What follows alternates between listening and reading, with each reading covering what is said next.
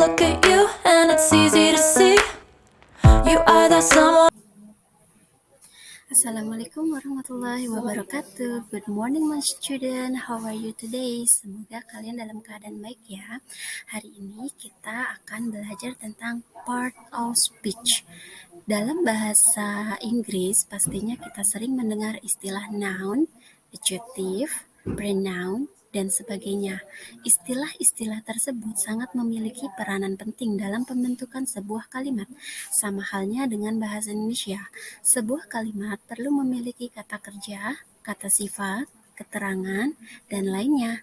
Jika disatukan, peranan-peranan penting ini dinamakan part of speech. Pengertian dari part of speech. Apa sih part of speech itu?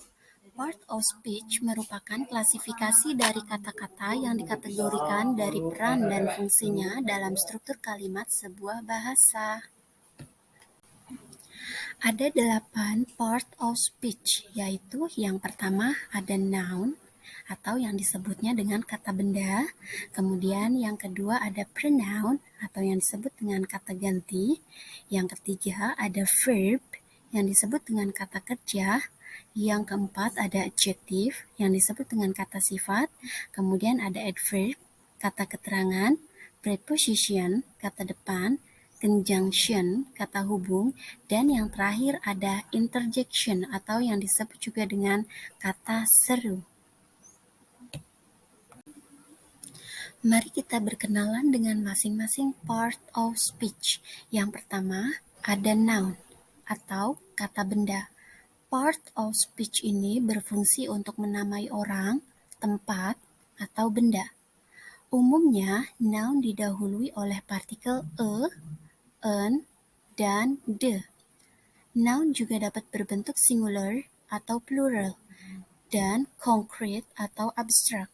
Dalam suatu kalimat, noun bisa berfungsi sebagai subjek, objek langsung, objek tidak langsung, pelengkap subjek, atau objek dari suatu preposisi. Contoh daripada noun yaitu ada kata book, Russia, and school.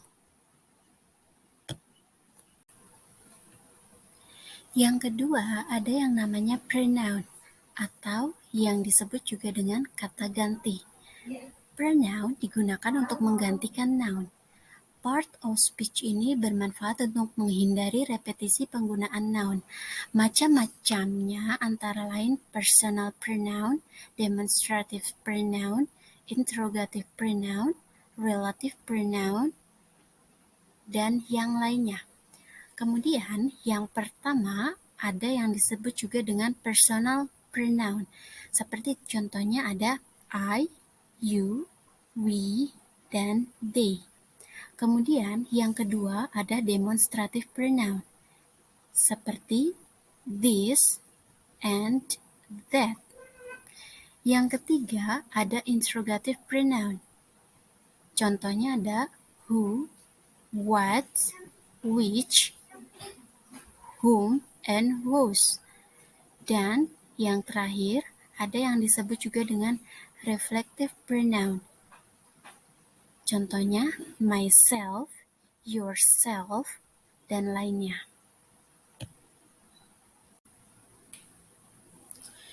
Yang ketiga ada verb, atau yang disebut juga dengan kata kerja.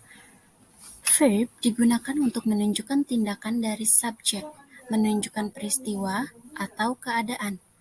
Macam-macam verb antara lain ada transitive dan intransitive verb, regular and irregular verb. Contohnya ada kata ask, buy, make, and go. Selanjutnya ada adjective atau kata sifat. Adjective adalah suatu kata yang digunakan untuk menggambarkan atau memodifikasi noun atau pronoun. Biasanya terletak sebelum noun atau pronoun. Contoh dari adjective adalah old, young, bad, and beautiful. Selanjutnya ada adverb atau kata keterangan. Biasanya digunakan untuk menggambarkan atau memodifikasi suatu kata kerja, verb, atau kata sifat, adjective. Contoh daripada adverb yaitu ada kata yesterday. Selanjutnya ada preposition atau yang disebut juga dengan kata depan. Merupakan suatu part of speech yang diletakkan sebelum noun atau pronoun untuk membentuk suatu frasa yang memodifikasi kata lainnya dalam suatu kalimat. Selanjutnya ada conjunction, part of speech yang ini berfungsi untuk menghubungkan kata, frasa, atau klausa, dan juga untuk menunjukkan hubungan antara elemen kalimat yang dihubungkan. Dan yang terakhir ada interjection atau disebut juga dengan kata seru. Interjection merupakan kata yang digunakan untuk mengekspresikan tingkat emosi yang berbeda. Secara tata bahasa, I look at you and it's easy to see. You are that someone I've been trying to meet. I got your number, won't you pick up the phone?